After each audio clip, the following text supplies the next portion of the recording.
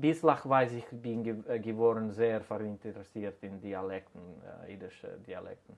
Und später, wenn ich habe geendigt mit der Magister in jüdische Limudim in London, ich habe angefangen zu schreiben eine Doktorarbeit wegen Jiddisch in Finnland und gemacht Interviewen mit jiddischsprachigen Menschen und mehr oder weniger geschrieben Grammatik von Finnisch-Jiddisch und Regimes mit Wörtern, die seien sehr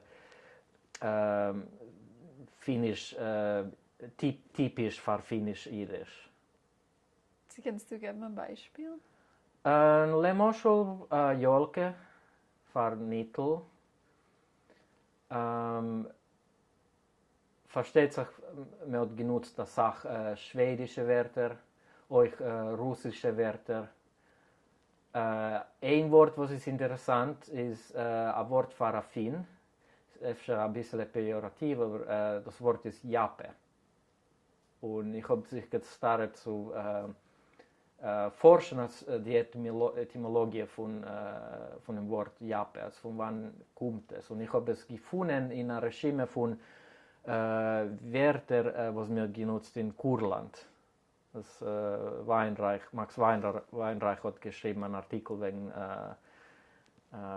kurländischer Jiddisch und man kann gefunden das Wort in der Regime. Also es ist ja gekommen von Kurland und oder bis heutigen Tag man nutzt das Wort Jape.